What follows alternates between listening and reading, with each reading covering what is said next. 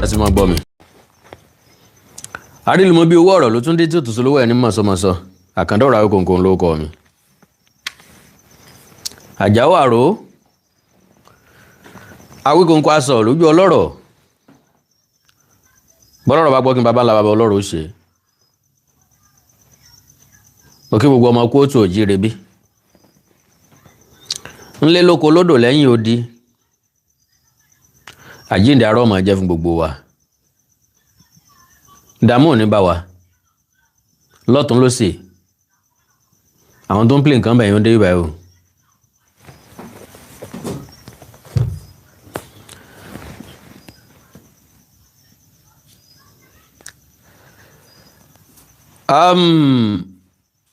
Ìwòye àná ó lá sọ̀rọ̀ nípa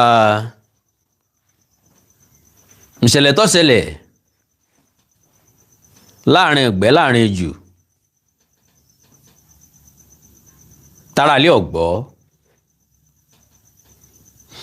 ó bá gbogbo alẹ́jà fún and gbogbo aná dẹ̀ látara ṣùgbọ́n pẹ̀lú ògo Ọlọ́run àwọn tí wọ́n farapa wọ́n ti gbà tọ́jú mẹ́mẹ́kún omi lélẹ̀ tó túmọ̀ sí wípé n tó ṣẹlẹ̀ ó wà natural kò síbi tí kìí ti ṣẹlẹ̀ kò síbi tí ò ti lè ṣẹlẹ̀ so akí olóyè Sunday Adéyẹmọ Ìgbòho a sì kí àwọn ikọ̀ ìró ẹkùn pé wọ́n kó akitiyan Ọlọ́run yóò gba akitiyan náà fún wọn lágbára Ọlọ́run wọn ò ní jẹ̀bi èrè lóbìnrin jẹ lábọ̀ ọjà wọ́n jèrè nípa ẹ̀. Ọ̀rọ̀ kan ni mo mú wá mo bá pàdé lórí ìtàkùn ayélujára nípa olóyè Sunday Adéyẹmọ Ìgbòho ṣáà ti ń pariwo wípé ẹ má sùn o káàkiri ilẹ̀ káàró òjìrè wọ́n ti wà o bó bá jẹ́ pé lókè ọya la ti ń gbúrò wọn tẹ́lẹ̀ tọkàn wá fi balẹ̀ fídíò tí wọ́n tún sẹ́ǹdì sí mi ń kọ̀pẹ́kọ̀pẹ́ wọ́n ní lónìí ló ṣẹlẹ̀ ọ̀gbẹ̀rẹ̀ wọn ló ti ó gbé ṣẹlẹ̀ nítòsí Ìjẹ̀bú Òde ní règbèrègbè ibi tí wọ́n pè ní J4 ńbẹ̀ wọn ló ti wáyé so àwọn jàǹdùkú dáwọn ọkọ̀ lójú ọ̀nà wọ́n dá wọn lọ́wọ́ kọ́ wọ́n dá wọn dúró wọ́n dẹ̀ jí àwọn èèyàn kan kó lọ lọ́sàn-án gangan ni o wọ́n dá mọ́tò dúró wọ́n kó àwọn èèyàn dá àwọn èèyàn sọ̀kalẹ̀ ńbẹ̀ àwọn tó rí kó yọ tí wọ́n lè ṣẹ́rí padà wọ́n ṣẹ́rí padà lọ́sàn-án gangan wọ́n ká àwọn èèyàn lọ.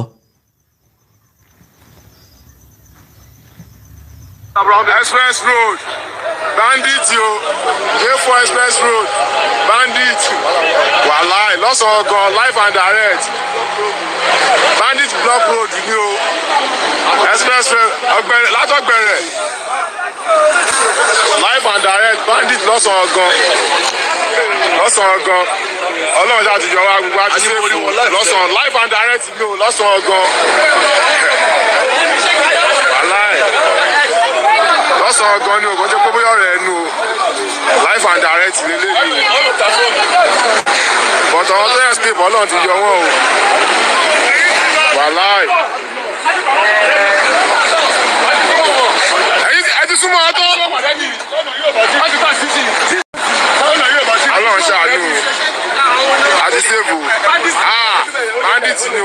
direct ni o lọ́sàn-án gan ni kò ń jẹ́ kó rú o. wọ́n pa pẹ̀lú ẹ jẹ́ kó máa lọ́ntì wọn. lọ́sàn-án gan ni o ó lọ bẹ́ẹ̀ bandit ni o. now ntọ́ ẹ̀pọ̀ àwọn èèyàn yẹn ò ní wípé ojú ọ̀nà bẹ́ẹ̀ ti dá díẹ̀ ṣẹ́wọ̀n pé wọ́n rìpíà ojú ọ̀nà yẹn lọ́wọ́ dọ́bùlì yẹn ṣẹ̀ṣẹ̀ ń lọ lọ́wọ́ ló fún wọn lórí ọ̀fẹ́ láti láǹfààní àti kọjá àbí láti turn back títì yẹn ti fẹ̀ dáadáa ọkọ̀ lè yípo padà at any time. pápápá ẹjá wọ ọ̀rọ̀ olóyè Sunday Adéyẹmọ Ìgbòho n ò nílò àmì fàágùn rárá mi ò nílò àmì fàágùn pápápá ni.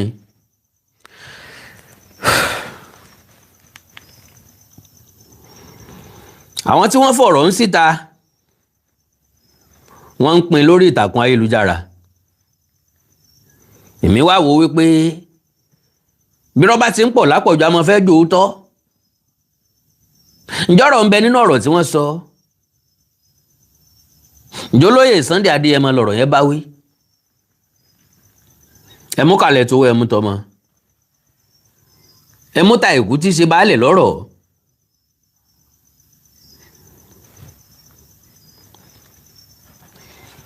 bẹ́ẹ̀ ṣe ń wọlé ẹ bá ń pín program yẹn God bless you.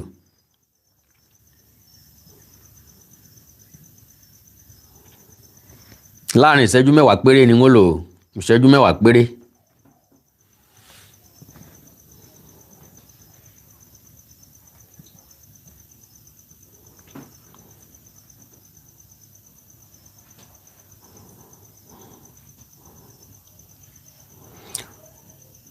òǹtọ̀ ní kí Ìgbòho dákẹ́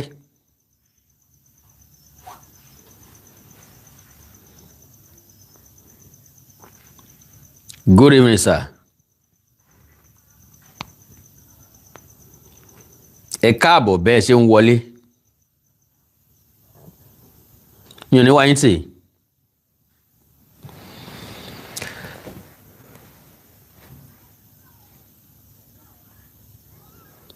ká ní báwọn Ìgbòho ṣe kóra wọn jọ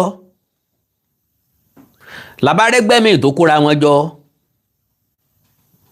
ọ̀pọ̀ èèyàn ń béèrè ń bo Ààrẹ Ọ̀nà Kakanfò wà ọ̀pọ̀ èèyàn ń béèrè where is Chief Gani Adams mo wá ní ẹ má fi wọ́n wéra wọn o ẹ má fi fáìlì wé fàlé ẹ má fi gádù wé gẹdú ẹ má fi àṣà wé labalábá kálukú wọn ló níṣẹ́ ọ̀tọ̀ọ̀tọ̀ láti ṣe ẹni tó bá yọjú ní kẹ́ ẹ jẹ́ ká sọ̀rọ̀ nípa rẹ̀ voluntarily lólóyè Sunday Adéyẹmọ Ìgbòho jáde kò dúró ká pàrọwà fóun kò dúró ká pé òun bó tiẹ̀ jẹ́ pé bálára ó sọ wọ́n á ní ẹ bá wọn pè Ìgbòho bájẹrò ó sọ wọ́n á ní níbo ni Ìgbòho wà ìpínlẹ̀ Kwara olóyè Sunday Adéyẹmọ Ìgbòho ẹ wá ràn wá lọ́wọ́ o ìpínlẹ̀ Èkìtì ẹ bá wa pè Ìgbòho wá o everywhere ìpínlẹ̀ Ọ̀yọ́ the same thing ó ṣẹlẹ̀ nílùú Ìgbòho wọ́n ránṣẹ́ sí Ìgbòho ìyẹn túmọ̀ sí pé wọ́n mọ ntí baba Dami lè ṣe now ẹni tó sọ̀rọ̀ yìí ó ní silence is a weapon why Sunday Igboho should stop the interviews nítorí tó ń gbìyànjú àti sọ ni pé kọ́ máa dé yẹ mọ́ grant interview mọ́ but lo and behold ara òkìtì ò ṣe dá wọlé ọ̀bọ níta nìyẹn gbìyànjú àti sọ ni pé inú lóko ẹyẹ gbé ó ní ẹni tó bá já lágbára tàbí tó bá fẹ́ jà kì í sọ strategy ẹ̀ mo wá ní olúwarí ọ̀mẹ́ni tí wọ́n ń pè ní Ìgbòho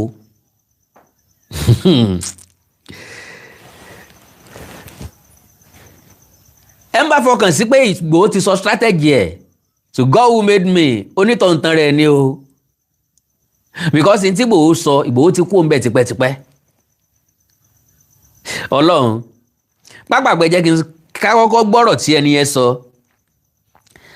then kí n tó wá mú point tọ̀dọ̀ mi jáde oní Sunday Igboho rose with one clear mission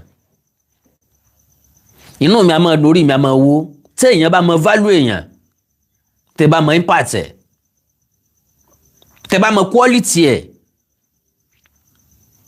ní Yorùbá fi sọ wípé iṣẹ́ ni mórí iṣẹ́ yá ẹni tó ń rún párúnsẹ̀ sí nǹkan so far tẹ́ bá ti lè encourage ẹ̀ yóò máa fún ní strength láti ṣe more. It doesn't wait for anybody. It doesn't wait for any money. Tí Igboho fi jáde àwọn èèyàn tó nígbàgbọ́ nínú ẹ̀ tó ní trust nínú ẹ̀ wọ́n jáde wọ́n support ẹ̀ everybody ó jáde láti encourage ẹ̀ because iṣẹ́ tí wọ́n ń ṣe lo and behold èmi ò lè ṣe majority nínú wa ò lè ṣe lóòótọ́ lọ́pọ̀lọpọ̀ àwọn èèyàn sọ pé mo fẹ́ join Igboho mo fẹ́ darapọ̀ mọ́ wọn èmi náà fẹ́ wà nínú rescue mission voluntarily làwọn èèyàn máa ń ṣe ẹ̀múkàlẹ̀ tó wọ ẹ̀mú tọmọ Sunday Igboho rose with one clear mission kí ni mission ọ̀hún to stand up and face bandits and Fulani kidnappers terrorizing our land.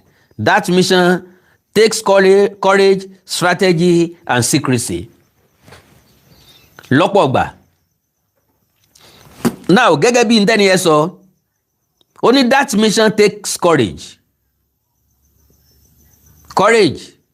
ayagbangba ìfọkànsìn determination a ṣe a lè ṣe ọlọ́run gbangba a lè ṣe then strategy ìlànà àtọ̀ ọgbọ́n tá a lò òye ọ̀nà àlùmọ̀kọ́rọ́ yìí tá a gbégbà táì wọlé sí wọn lára tí wọn ò fi ní buhálébù ẹ̀yìn ìyẹn náà pè ní strategy then secrecy àṣírí lo and behold ejò tí wọ́n kò ń bi tà náà ọmọjá ti kò níbi níye tó wà tó bá jẹ́ ńgbà kan ni èmi náà lè sọ wípé I need the secrecy lo and behold ẹni ẹni point o but ma wá sọ mo kàn fẹ́ jẹ́ kó yé ẹni yẹn pé kì í ṣe pé Ìgbòho ọmọ ìntọ́fà lèmi ọ̀ sọ because orílẹ̀-èdè Amẹ́ríkà tá a lọ lágbára gan kò wá secrecy Russia ò wá secrecy Israel wọ́n jáde sí gbangba kí wọ́n tó níkọlù kí wọ́n tó lọ àtáàkì ibì kan wọ́n jáde sí gbangba Amẹ́ríkà ó jáde sí gbangba kò sẹ́ni tí máa ń dédé kógun jàyàn lábẹ́lẹ̀ gbogbo ibi tí wọ́n bá ti jagun láyé ọ̀rọ̀ ní kọ́kọ́ síwájú ńlá fi pé ọwọ́ ní síwájú ijó gẹ́ngẹ́ àlọ́ ní síwájú ìjà á ti máa kìlọ̀ mi láìkẹ́ o ń bọ̀ ọjà o máa wojú ẹ o ó ń pè mí níjà o ó ń wá bínú mi o ó ń wájà mi o àlọ́ ní síwájú ìjà kì í ṣe o lè rẹ́ni tí ó dédé máa kójà kó kúkú bòyàn yóò ti kọ́kọ́ kìlọ̀ síwájú orin ní síwájú ọ̀tẹ̀ ní sánmilé fógun nǹkan kan ní satọ́kù fún nǹkan kan láyé àtijọ́ káwọn bàbá wo tó gbógun lọ lómi wọ́n pàrókò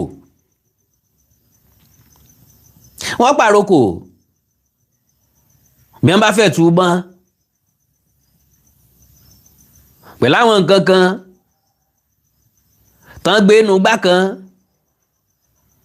tí wọ́n wá gbé oyin àádùn nǹkan míì tán gbé inú gbá míì tán gbé ránṣẹ́ sọ́ba àlú kan ó túmọ̀ sí pé ìjà rèé àlàáfíà rèé mú kan ń bẹ̀ so ìlú kì í dédé kógun jàyàn yàtọ̀ sí jàǹdùkú lóòótọ́ jàǹdùkú là ń bá jà ṣùgbọ́n àwọn jàǹdùkú tá ń bá jà àwọn náà ń lo íńtánẹ́ẹ̀tì kó di ó lè bá àgbọ́ràn láṣẹ sọ létí ọmọ ẹ̀ ìpalẹ̀mọ́ dógun láyà ìpalẹ̀mọ́ kó jìnnìjìnnì bú ọlọ́tẹ̀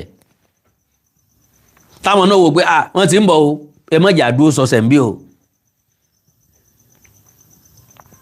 ẹ gbọ́tàn kan ni ẹ gbọ́tàn ẹyẹ ẹ̀gà àti àgbẹ̀ kan. ìtàn ọ̀hún ọba olóyè Sunday Adéyẹmọ Ìgbòho mú rẹ́gírẹ́gí máa bírífù ẹ̀ mi nílò àmì fàágùn fún un. kẹ́nìdí tó fi bá a mú Ìgbòho ti jókòó sínú ilé ẹ̀ ẹ fọwọ́ sírò ẹkùn táwọn bàbá wa bá sọ pé ká lọ á lọ. Ìgbòho retí rejúre mú etí di ṣeṣere Ìgbòho wá sọ fẹ́nì kankan mọ́ ó gbéra ó gbọ̀nà ọbẹ̀ lọ. pápápá kẹ́lòmí ò lè rí ẹ̀kọ́ kọ́ ń bẹ̀. àgbẹ̀ yìí lọ dáko àgbàdo àsìkò àgbàdo láwa yìí ó dáko àgbàdo ó lọ ṣalalu àgbàdo dàgbà ó roko mọ́ àgbàdo pọ̀n ó wọnú oko ẹ̀ ló wu àgbàdo lọ́wọ́ ní kẹ̀kẹ́. meanwhile kò sẹ́ni tí kì í fẹ́ bi tílẹ̀ ti gbé lójú níbi tí nǹkan ti sẹnu re tọ́bẹ̀ ti sọ. nígbà tí àgbàdo ti gbó lẹ́yẹ ẹ̀gà kan ti kọ́lé sínú ẹ̀ inú ẹ̀ náà ló ti yí ẹyin inú ẹ̀ náà ló ti pamọ́. àwọn ọmọ ẹ̀ ò tí ì tó fò bọ́ bá ti ń jáde yóò sọ fáwọn ọmọ ẹ̀ ẹ tẹ́tí lẹ́kọ̀ọ́ bí àgbẹ̀ bá wá ntàgbẹ̀ bá sọ kẹ́ ẹ gbọ́. àgbẹ̀ yẹn dẹnu oko ńjọ́ kan lọ́wọ́ wo àgbàdo ẹ̀ tó tó lọ́wọ́ ẹnì kẹ̀kẹ́ ó ní ọlọ́mọ ṣé o tó fèrè síṣẹ́ òun wọ́n bá di lọ́la lágbára ọlọ́run òun àti àwọn mọ̀lẹ́bí òun àtàwọn ìyàwó òun àwọn ọjọ́ wá ya àgbàdo yìí ọlọ́ọ̀lé ìyá àwọn ẹyẹ ẹ̀gá dé ìyàwó ẹ káàbọ̀ ó ní ságbẹ̀ ọ̀wá wọn lọ́wọ́ o kí làgbẹ̀ sọ ó lóní tó bá ti la òun pẹ̀ láwọn ìyàwó ń bọ̀ wá ya àgbàdo yìí ẹyẹ ẹ̀gá ní kí wọ́n máa ṣe fàájì wọn lọ kọ́ láwọn ìyàwó ẹ̀ ò ní wá ó lélẹ́yìí tí ń dáná wájú ilé kò ní fi iná dídá ẹ̀ ṣeré eléyìí tí ó lọ ọjà tí ó lọ pàdé àwọn aláròbọ̀ kò jẹ́ fi ṣíé kálukú wọn gbàdúmọ̀ṣẹ́ wọn á ní sí ọkọ àwọn ni. ó dijọ́ kejì lóòótọ́ àgbẹ̀ ọ̀wá àwọn ìyàwó ẹ̀ ọ̀wá ó dijọ́ kẹta àgbẹ̀ bá tún wá àwọn ìyàwó tá a gbọ́kànlé wọn mọ̀ wá bọ́ bá ti di lọ́la òun àtàwọn ọmọ làwọn jọ wá yà àgbàdo yìí ẹyẹ ẹ̀gá tún dé àwọn ọmọ béèrè lọ́wọ́ ẹ̀ wọ́n tún jíṣẹ́ ó ní kí wọ́n máa ṣe fàájì wọn lọ ọmọ mẹ́ta náà dẹ̀ ló bí ó nítorí pé kò sí ọmọ kankan tí ó tẹ̀lé ntí ń lọ léèwé ó sọ pé léèwé ló ń lọ ntí oníṣẹ́ gan yóò bora mọ́lẹ̀ yóò sọ pé tútù mọ́ òun lóòótọ́ ni ẹnìkan kan ò tẹ̀lé wá àgbẹ̀ bá tún lọ ó láwọn ẹbí wọn tẹ̀lé òun pé gbogbo èèyàn bá kọ àwọn ẹbí wọn rọ́ ni ẹnìkan kan ò tẹ̀lé lọ ó wá dijọ́ kan wá lọ àpè lágbájá kọ̀ wá àpè ìyàwó apọ́mọ wọn ò dáhùn àpè bí náà wọn ò tún dáhùn lọ́la fúnra lára mi mọ̀ ń bọ̀ wá yà àgbàdo yìí ẹ̀gá bá dé àwọn ọmọ ẹ bá ṣàlàyé fún ó ní ẹ máa palẹ̀ mọ́ ó ní bó ṣe wí ngẹ́lẹ́ ni yóò ṣe ṣe àtẹ́lẹwọ́ ẹni kì í tan ní jẹ ó ní bàbá igbó sì ń dọ̀la wọ́n yà á mọ́ gbàdo ó gbà àwọn ọmọ ẹ lọ lóòótọ́ níjọ́ kejì àgbẹ̀ lọ ó rè é yàgbàdo ẹ̀ tán kelebe ẹ̀kọ́ pọ̀ ń bẹ ẹ̀kọ́ àkọ́kọ́ ò ní pé ẹ̀dá gbọ́dọ̀ wà observant ó gbọ́dọ̀ ṣàkíyèsí surroundings ẹ̀ kí ni ń lọ lọ́tún kí ni ń lọ lósì mo sọ fáwọn èèyàn kan mo ní èmi á máa jìjà ojú torí ojú ní pe ní ká yálé yorùbá ni mí mo complete ní yorùbá mi complete kò fi síbi kankan wọ́n láì jẹ́jọ́ wíwò ká jàre irọ́ ni o èmi ò jẹ́jọ́ wíwò ń jàre because ìrònú kì í mú ní rẹ́rìn-ín ẹ̀rín kì í mú ní rojú ó ní mọ̀lẹ́kà tí ń bá kálukú rìn ó láǹjànú tí ń bá kálukú ṣe I am an happy man I want to be in a happy environment bí ó bá ti wá sí dùnnú lẹ́ environment mi ò ní like ẹ̀ so ìyẹn túmọ̀ sí pé kálukú ló máa take decision lé ayé ẹ̀ wọ́n ní kíní ẹ̀ ni ọlọ́run lọ ń bọ̀ ná bó oroko tó orodò ọba ń bẹ̀ Ìgbòho mọ̀ wípé iṣẹ́ òun ni lo and behold me and you mọ̀ àmọ́ tó jẹ́ ojúṣe wa tó jẹ́ pàwa la lè ṣe bẹ́tà irú ọlọ́run ni ò sí irú èèyàn pọ̀ rẹpẹtẹ lo and behold irú àwọn èèyàn kan bẹ tá a lè rí mọ́ níjọ́ Awólọ́wọ̀ ti kú sẹ́ẹ̀ ti rírú ẹ̀ níjọ́ Abíọ́lá ti kú sẹ́ẹ̀ ti rírú ẹ̀ níjọ́ Àbáṣà ti kú sẹ́ẹ̀ ti rírú ẹ̀ mi gbọ́ Amẹ́ríkà ò lè rírú Obama mọ́ láéláé wọ́n mọ̀ fọdún yín dún ni ẹ wo iye ààrẹ tí wọ́n ti ní síwájú Obama ẹ wo ààrẹ tán tó ti ní lẹ́yìn Obama náà ló sì dàbí star tó sì ń gba ìdọ́là ajagbáyé ni can you tell me pé South Africa máa ní president tí ó dàbí Nelson Mandela wọ́n ti ní president sẹ́yìn kí Nelson Mandela ó tó jẹ́ wọ́n ti ní another president lẹ́yìn ẹ̀ kò lè dàbí Mandela ẹni tó torí kí South Africa ó lè lómìnira wọ́n sì ti mọ́lé fódìdí 27 years ó dé wọ́n ní ẹ má bá dúró ẹ̀já compensate ẹ̀ kọjá rẹ̀ ó ṣe táàmù kan wọ́n ní ó wá padà wálé kejì ó tún dọjọ́ mi ọjọ́ rẹ̀ sáà kan tó ń ṣe náà ló ń ti ṣe ó yọ̀ǹda òpó agbára àpẹẹrẹ fún every leader láfíríkà àtún rírú ẹ̀ mọ́ kì í ṣe ní South Africa nìkan ni wọn ò ti rírú ẹ̀ mọ́ everywhere olóṣèlú wo ní Nàìjíríà ló máa resign honourably bẹ́ẹ̀ bá sọ pé kò ṣe nǹkan dáadáa tàbí nǹkan ọ̀dánmọ́rán lásìkò rẹ̀ olóṣèlú táwa ní Nàìjíríà wọn ọkọ̀ kílẹ̀ òṣùláìlà ẹ̀ ń bá lè kú ó kú káwọn sàdépò òbí tán lọ bẹ́ẹ̀ bá wá béèrè lọ́wọ́ pé ẹskísà ńgbà táwọn èèyàn bá wá kú tán ta lẹ́sẹ̀ ìjọba lé lórí wọn á ní bó ṣe ìkérègbè ìdéègbè ewúrẹ́ ní jẹ́ bẹ́ẹ̀ àwọn ó ṣèjọba lé lórí that is selfish interest in play so gbogbo àwọn nǹkan yìí dẹ̀ máa ń wà natural ní tó bá ti di pé wọ́n ẹ̀sẹ̀ ń kọ́ èèyàn wọ́n ẹ̀sẹ̀ ń púṣì èèyàn tí ọ̀tọ̀ kan wá kò wà natural mọ́ olóyè Sunday Adéyẹmọ Ìgbòho naturally lọ́rọ̀ Yorùbá wà lórí ẹ̀mí ẹ̀ naturally anything tó bá ti rọ̀ mọ́ Yorùbá forget ọ̀tẹ̀ sọ̀tẹ̀ fọ̀tẹ̀ káfọ̀tẹ̀ kún káyọ̀tẹ̀ kún bẹ́ẹ̀ anything tó bá ti rọ̀ mọ́ Yorùbá Ìgbòho ìgbọ́ sétí so now ó ti gbìyànjú kẹ́ ẹ má rí tiẹ̀ gbá mú but still àwọn èèyàn àwọn tó yẹ kó gbégbésẹ̀ wọn ò gbégbésẹ̀ Ìgbòho dẹ̀ gbé ìgbésẹ̀ tó wà lẹ́gà pápápẹ́ jẹ́ kí n sáré ka ọ̀rọ̀ ẹni yẹn kí n tó sọ nǹkan tí mo fẹ́ sọ ẹni yẹn ní point o èmi náà dẹ̀ ní point so ó ní but lately the constant interviews are becoming a problem every time he sits down to talk he gives away more than he should he talks about plans movements people around him and his mindset the more he exposes the more the enemy learns lo and behold ẹni yẹn wà correct lóòótọ́ bọ̀ tó ń tọ̀ ń wò mọ́ ẹni tí wọ́n ń pè ní Ìgbòho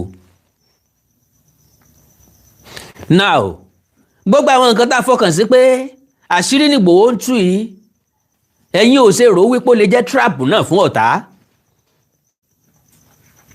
ká sọ bí tá à ń lọ ká lo strategy ká mọ̀ gbàbẹ̀ lọ́mọ tàbí ká mọ̀ lọ́njọ́ náà kọ́ta ó ti dúró dè wá ń bẹ̀ kí wọ́n lọ fẹ́ra wọn ṣòfò kábẹ̀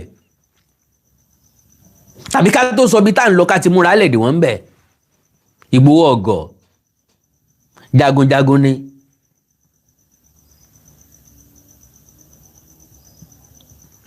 so now and again n tí wọ́n pè ní interview to the best of my understanding ẹnìkan kì í dá ṣe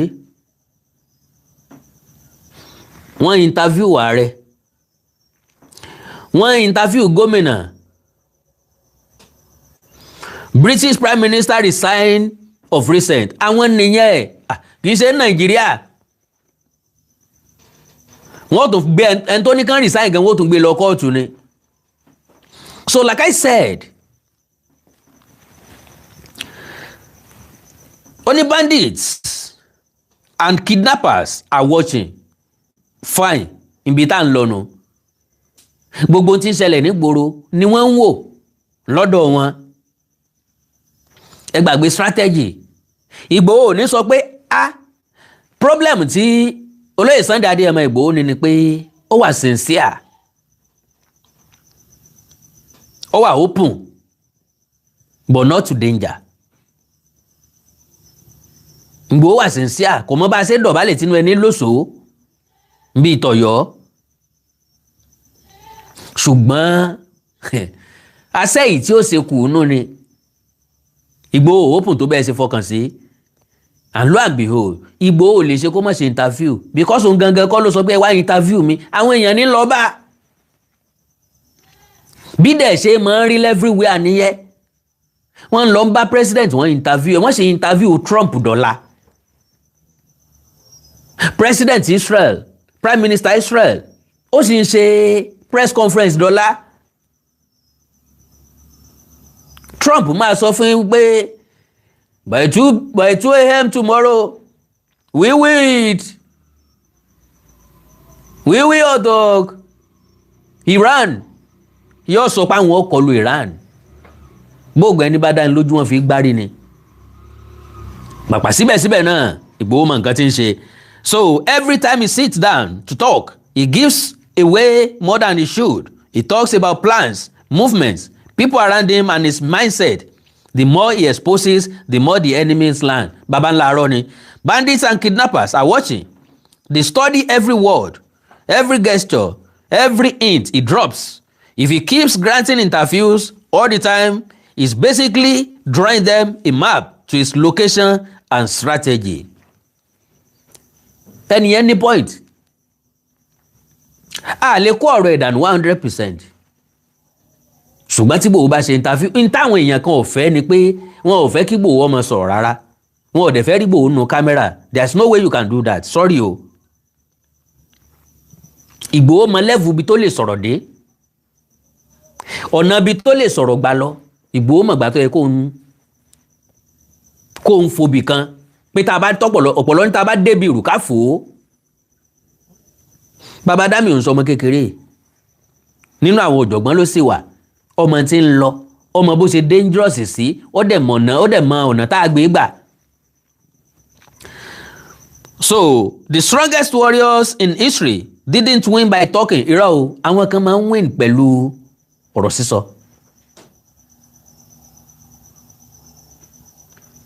Ńgbà tó lọ gangan jò ní. Tó lóun padà bọ̀ o. Báwọn tí ń bẹ́ẹ̀ bá tó bẹ́ẹ̀ kí wọ́n dúró de òun, ǹjẹ́ nìkan kan dúró?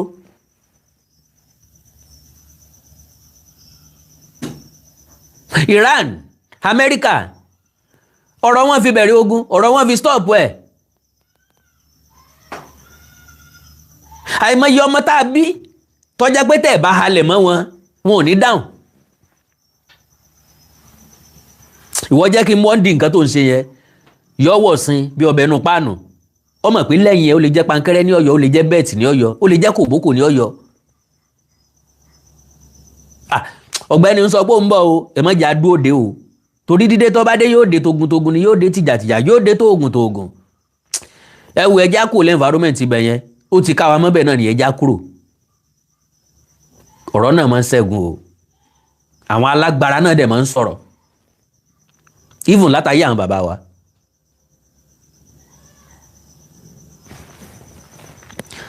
So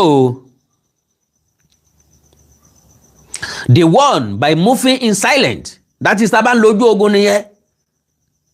Àwọn tí wọ́n ń ja boxing, wọ́n á tutọ́ súra wọn lójú báyìí. Ìkíní á sọ pé I'm the boss. Ìkejì á sọ pé I'm the boss. Nígbà tán bá dénú ring, ẹ̀ ń bá lágbára jù ló máa win. Ẹ̀ ń bá màyí nìkejì ló máa win. Nígbà míì, ọgbọ́n jagbára lọ. So gbogbo àwọn nǹkan yẹn nínú ọgbọ́n náà ló sì wà. Mi ò kó ọ̀rọ̀ ẹni yẹn dànù totally o. Ẹni yẹn make sense bàjẹ́. The person make a lot of senses. Now, when they won by moving in silence, the element of surprise is what keeps you alive in a war against people who ambush and kidnap for a living. Once the enemy knows how you think, they know how to catch you. Lo and behold. Ìjọba ìpínlẹ̀ Ọ̀yọ́ wọ́n já àmọ́ ibi tí ìrìn tiwọn náà dé. Àwọn tá a sì ń wá tán jọ́ ọmọ kó ibi báyìí wọ́n wà o, ibi àárí wọn dèrè o, wọn ò sì tí ì kú òǹbẹ̀ o. Wọ́n sọ̀rọ̀. So this isn't just about Sunday Igboho, it applies to every powerful person leading a dangerous fight. The less you show, the safer you are. The less you talk, the harder you are to track. Let your action speak while your mouth stays quiet. If the mission is to tackle bandits and kidnappers, then protect the mission first. Protect yourself first, because a dead or captured warrior helps no one. Talk less, move more. Let result do the talking. God bless the writer. Ìbànújẹ́ ò ní kan ẹni tó kọ lágbára Ọlọ́run. So but lo and behold, lórí ọ̀rọ̀ yìí láyé tá a dé yìí kábàárà wa sọ tọ̀rọ̀ ayé social media ni. Bí bẹ́ẹ̀ kọ́ èyí ò kú fọ́tayọ̀. Àwọn tó ń ṣiṣẹ́ fún bó bá dé stage kan tó jẹ́ kí wọ́n mọ̀ wọ́n sọ pé ṣé ara ẹ̀ ló ń ṣe. Ńlá fi pé bàbá mo lè ṣe là ń yan. Ayé kámẹ́rà la wà. Ìbò gan lọ sójú ogun wọ́n ń gbé kámẹ́rà dání. Reality. Ẹ wo ọdún táwọn oníròyìn ti ń lọ sójú ogun. Wọ́n dẹ̀ ń po oníròyìn. Ṣùgbọ́n dàbí pé láogun Liberia nígbà náà ni wọ́n po oníròyìn tí kọ̀lí ti fi kọ́ ni. Àwọn oníròyìn ti kú sógun lọ́wọ́ àwọn ọlọ̀tẹ̀ Liberia o. Oníròyìn máa ń wà lójú ogun with cameras. Ṣé bá fọ́lọ̀ ogun Amẹ́ríkà pẹ̀lú Iran, tẹ fọ́lọ̀ Israel pẹ̀lú Hamas, tẹ fọ́lọ̀ Russia pẹ̀lú Ukraine. Ẹ máa gbọ́ táwọn oníròyìn máa béèrè wípé ṣé èèyàn gidi làwọn they will bring mic like this. Bam. That is just a bomb. Wọ́n ní bọ́ǹbù kan ló kọjá yẹn o. Wọ́n láwọn ẹ̀yẹ àwọn kan ló ti ṣubú àyè. Wọ́n á lọ síbi tí bọ́ǹbù ti ṣẹ̀ṣẹ̀ ẹ máa rí èéfín tí ń rú. Pé bọ́ọ̀ yóò ṣẹ̀ṣẹ̀ yá wọlé nísìnyí o. Àwọn rescue mission, àwọn rescue team, they are coming out to come and rescue kíní kankankan. Ìgbàdógójì èrò wájà. Oníròyìn máa ń wà lójú ogun. Bẹ́ẹ̀ yàn bá gbé kámẹ́rà lọ, ẹ lè sọ pé ilé nìgbòho ti ń jánu o, pé Ìgbòho tó jẹ́ pé ó lè mọ́ kúrò lójú kan. Ṣé bẹ́yìn Yorùbá ni? Lèyìn ó mọ́lẹ̀ ni ò ní yan fún. Lèyìn ọ̀sẹ̀gun ọlọ́tẹ̀ ni ò ní mọ́lọ̀tẹ̀dẹ̀ fún. Ẹ̀yin tẹ́ sọ pàdégún tẹ́ tún pàdé ògún mọ́. Ẹ̀yin tó jẹ́ pé tẹ́ bá kíyàn káàárọ̀ kéèyàn kọ́kọ́ najú ta. Ẹ̀yin tí wọ́n mọ̀ forí ṣe fọrùn ṣe fún tẹ́ mọ̀ tún pé ta lọ́rán gúnṣẹ́. Ẹni tí tó yẹ Yorùbá ọ̀bá yé ló lè dákẹ́. Ẹ̀gbá àwọn bàbá wa ni wọ́n ní bàbá yan gúgúrú ẹlẹ́nu òfé làásù. Ìgbòho mọ̀ yín dáadáa, èmi mọ̀ yín dáadáa. Lára wa tá ń gbé kò yẹ kó máa ṣe interview, kò yẹ kó yẹ kán gbé kámẹ́rà lọ, sọ yẹ kán máa ṣe show, ṣe ló dàbí ẹni pé kinní kan. Ìgbòho mọ̀ ti ń ṣe. Àwa náà lápé wọn ò ṣe nǹkan kan pé Ìgbòho tó lè lọ jókòó sí di igi kan ń bẹ̀ yẹn. Bóyá ibi tó ti ń mẹ́mu lọ́wà sí bẹ́yìn ni. Ṣùgbọ́n ìgbà tẹ́ ẹ bá rí nígbà tí nǹkan ṣẹlẹ̀ bó la ṣe mọ̀ pọ̀ ṣẹlẹ̀ bí ọba sí tí ó ṣàfihàn rẹ̀ mọ́ bá wí fún yín ṣe é gbàgbọ́. Ilẹ̀ káàárọ̀ òjìrì tá a ti bára wa ní ìsìn náà. So báyìí àtijọ́ ṣe rí. Àwọn sọ́jà gangan lọ sójú ogun lónìí ní Nàìjíríà wọ́n lọ pẹ̀lú cameras. Bó lẹ ṣe rí iṣẹ́ tán ṣe gbé sọ́jà just neutralize some bandits here. Wọ́n á rìkọ́ọ̀dù wọn, wọ́n ya fọ́tò wọn, ẹ rí. Ní Amẹ́ríkà wá ní Nàìjíríà tó jù lọ́jọ́ Christmas everybody lórí. Wáì tí Ìgbòho àtàwọn èèyàn tí ó máa lọ síbì kan tá rò pé kò yẹ kó mú kámẹ́rà dání. Tó bá ti wá di tẹlòmíì ìgbà náà la sọ pé ó ń ṣe show ni, ó ń ṣe kinní kan ni, comedy náà ń ṣe, acting náà ń ṣe. Lo and behold, my brothers and sisters, bó bá jẹ́ kọ́mẹ́dì ní tòótọ́ ìwọ náà gbébọn ìsónú gbó Old Ọ̀yọ́ National Park kì í ṣe kọ́mẹ́dì tiẹ̀ náà ń bẹ̀. nǹkan pè ní kọ́mẹ́dì oríṣiríṣi hàn sálò ń ṣe kọ́mẹ́dì. You can just go there, go and do your acting. Lọ ya fíìmù tiẹ̀ ń bẹ̀. Come and show it for us, we will watch it. Tó bá jẹ́ pé bẹ́ẹ̀ ló ṣe dùn. So ẹni tó sọ̀rọ̀ ó ní point. But ọmọ ajá ti kúrò níbi iye tó wà tẹ́lẹ̀tẹ́lẹ̀. Ṣé ẹ gbàgbé o? Yorùbá pé o, Yorùbá ò ṣẹ́kù síbì kan o. Yorùbá ní iṣẹ́ tí wọ́n bá bẹni tá a jẹ́ tó ń ti yìn ní rìn. Èyí tí wọn ò bẹni tá a jẹ́ tó ń ti yà ní rìn. Àwọn iṣẹ́ kan ń bẹ téèyàn gbọ́dọ̀ dúró kí wọ́n bẹ òun. Bóò ni ò ti wá ní rìn tó ń ti yà. Ìgbòho máa ń tó ń ṣe. Béèyàn kan bá rò pé kò mọ tí ń ṣe onítọ̀ ní nǹkan rẹ̀.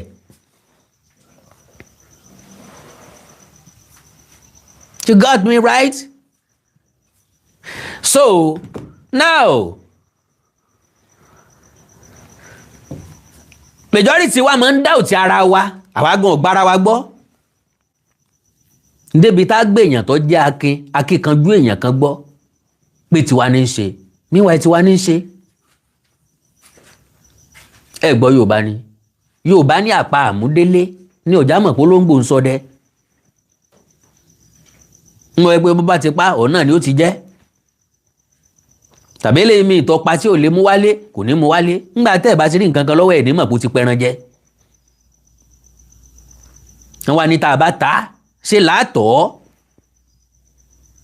bá a bá tọ̀ yóò dẹran àpadànù yóò dẹrun ń dẹni jẹ́ bẹ́ẹ̀.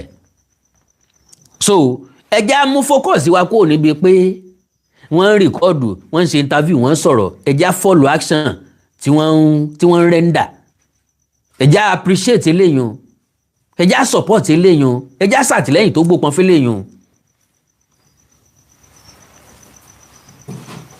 bòjì láò ríbi sáré fóòrùn ntọ́ bá ti jẹ́ nature èèyàn ní Ọọ̀ni of Ifẹ̀ ìgbà míì tó bá wù bàbá wọ́n lè pe comedian wá bá wọn ṣeré wọ́n jọ ṣeré ẹni wọ́n gbé ẹ̀hún tí ẹ̀ wo position bíi tán wà naturality ni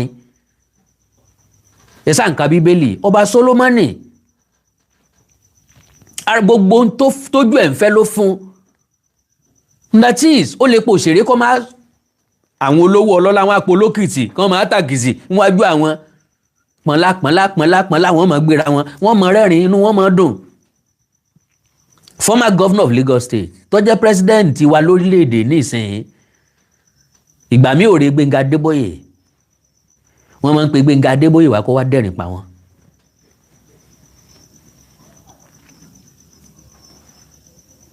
wọ́n máa ń ṣe kíni wọ́n máa ń pe Gbénga Adébóyè wá kó wá dẹ́rìn pa wọ́n àwọn àti àwọn jókòó Gbénga Adébóyè ọ̀dẹ̀ máa sọ̀rọ̀ they will be laughing. torí pé nínú ẹ̀rín ni ayọ̀ wà. So mo wá sọ̀rọ̀ wípé àwọn ìsọ̀rí èèyàn kan ń bẹ sọ́gbọ́n ta fẹ́ dá àní bá wọn pàdé mọ́ àní ríru wọn mọ́ ṣe ní bínú sà ṣé mi ò ní sẹ́yìn mà Sunday Igboho ń bẹ ń bẹ Ọlọ́run ìyẹn mọ iye tó bá ní àfi tó bá bọ́ lọ́wọ́ ẹ̀. Yes I appreciate ẹ̀ ní ìsìn torí pé wòlíì yìí lọ́lá nílùú ẹ̀ bọ́lọ̀ ń ṣe dá Yorùbá ni a kì í appreciate nǹkan tá a bá ní. Gbénga Adébóyè ti kú tán kí wọ́n tó mọ value ẹ̀ Abíọ́lá ti lọ tán kán tó mọ value ẹ̀ wọ́n sọ̀tẹ̀ Awólọ́wọ̀ títí ńgbà tó kú wọ́n tó mọ̀ pé àwọn sọ wúrà nù ńgbà tí ń bẹ láyé wọ́n gbógun tí wọ́n bá jà wọ́n ń sọ̀tẹ̀ sí wọ́n ń dìtẹ̀ mọ́ wọ́n ń lẹ̀dí àpò pọ̀ pẹ̀lú àwọn ọ̀tá ẹ̀.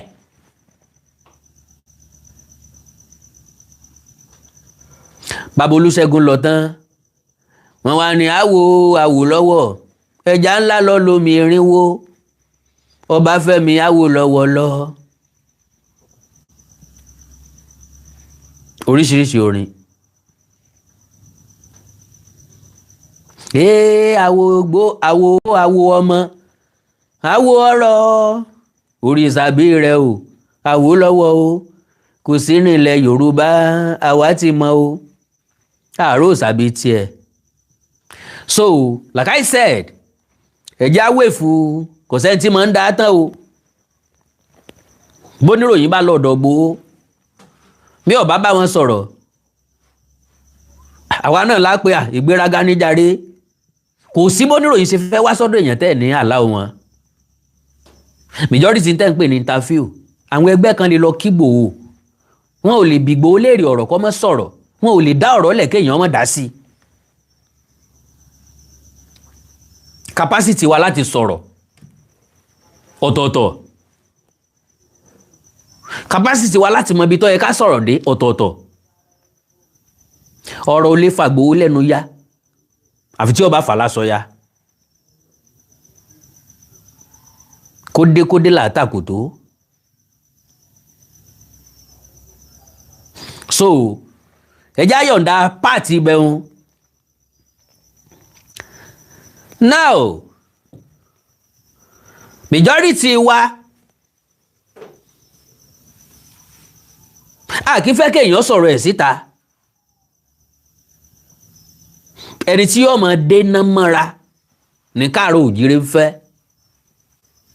as in kó o máa la nǹkan kọjá kó o máa sọ fún ọ. wọ́n bá gbọ́ pé lóde onítọ̀ ń kú wọ́n á ní kí ló dé tí ò lanu sọ̀rọ̀ ká lọ sọ̀rọ̀ ní ṣe bẹ́ẹ̀ èèyàn ó bu a solution fún yín bẹ́ẹ̀ èèyàn ó sọ báyìí ìwọ̀nba nǹkan tẹ́ ẹ bá gbọ́ látọ̀dọ̀ Igboho fáàtì ni ìwọ̀nba ibi tẹ́ ẹ bá mọ̀ pé ti lè support ẹ̀ eléyìí ò ní kẹ́ ẹ jẹ́ ká gbájúmọ́. so lẹ́ẹ̀kan sí ẹni tó sọ̀rọ̀ yìí mo kí wọn mo yìn wọ́n mo lù wọ́n lọ́gọ̀ ẹnu ṣùgbọ́n tí wọ́n expect kò lè wáyé èèyàn ní nígi lọ́gbà kọ́ mọ́ mèsórí ẹ̀ tí ìbá mèsórí ẹ̀ lómi mọ́ mèsórí olóyè Sunday Adéyẹmọ Igboho I know him I study him very well. Do you know pé Igboho gangan fúnra lára ẹ̀ kì í fẹ́ sọ̀rọ̀ ṣùgbọ́n ọ̀rọ̀ sísọ pẹ̀lú Sunday Igboho dàbí ikún lóko ẹ̀pà kò ní mọ bí ẹ̀pà ṣe dẹnu òun reality lọ́gbọ́ lẹ́nu mi yẹn.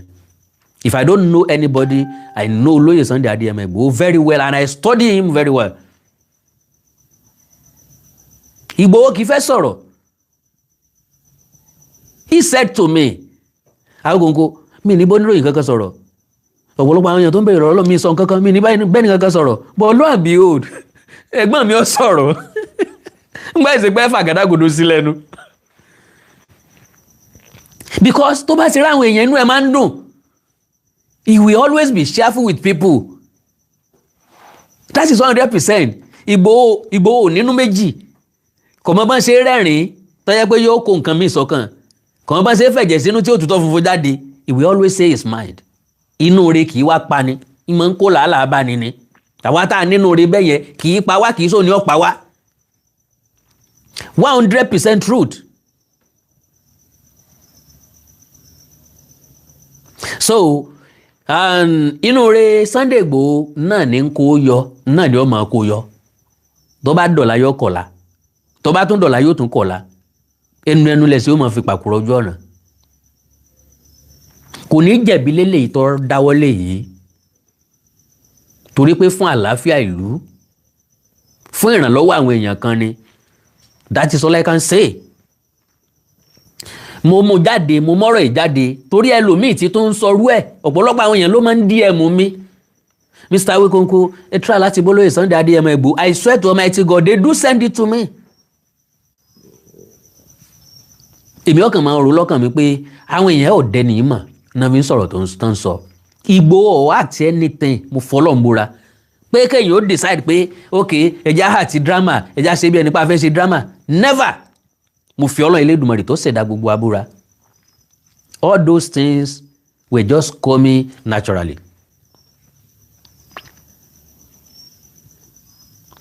tí kábíyèsí Ọ̀ọ̀ni tí wọ́n bá ń bá àwọn comedian àbí nǹkan kan tí wọ́n bá ń bá wọn ṣeré ẹ mọ̀ wò pé ṣé kábíyèsí ò lè stop kínní ni he can never stop it likewise Igboho can never stop it So ẹ má jẹ́ waste energy wa on that side. Let us support him, his mission, his team. God bless you all. Ìbànújẹ́ ò ní kàn yín o, ibi ò ní kàn yín o, ẹ ní rí gbé sọnù bí ò ṣe bí ọmọ. Àkàndá ọ̀rọ̀ Ayékòǹkò mi ò ní láǹfààní àti gbàgbé. Mo mọ nǹkan táwọn èèyàn ò tún fẹ́ sọ, but that is the reason why tí n fi ní gbà pé. But trust me, mo mọ nǹkan tí mo ń sọ. Inú tí Igboho ní ni mo ní ló fi difficult fún wa láti jà. Tí Igboho bá ti sọ pé ó ti tán nù Igboho. Tí n bá sọ fún ọ pé ó ti tán nù mi. God bless you all. Ẹ like ẹ follow page mi lórí Facebook Awíkonko TV. Ẹ subscribe sí YouTube channel mi Awíkonko TV. Ẹ ní nǹkan pàtàkì tẹ́ fẹ́ kájọ sọ, ẹ já sọ lórí WhatsApp +234 904 851 9362 +234 904 851 9362. Èdè àti àṣà ilẹ̀ káàrọ̀ òjìrè bí òní wọ́ mi o. Orílẹ̀-èdè káàrọ̀ òjìrè òní dàrú. Ìlú ẹnì kọ̀ọ̀kan wa yóò tòrò mẹ́nẹ́mẹ́nẹ́. Àjùwàṣe o. I love you all. God bless you all. Thanks so much. Olóyè Sunday Adéyẹmọ Ìgbòho ikú ìpẹta lójúran. Nǹkan kan ò ní ọ́ ṣe, nǹkan kan ò ní ẹ̀mí rẹ̀ ṣe. Ìwọ sáà máa ṣe lọ bó ṣe ń ṣe lọ. Ọlọ́run ti san ni lẹ́san yóò san ọ́ lẹ́san rẹ̀. God bless you. Ó dàárọ̀ o, òrùn ayọ̀ lásùn o. I love you all. Bye gàrí o. Nlé tí ìyá kan dààmú relé mi o. Ilé mọ̀ ìyá ìyẹrú ọ̀kìn mo ti ń lọ. Dádé àmọ́ mi alákàndá ló ń dágbére.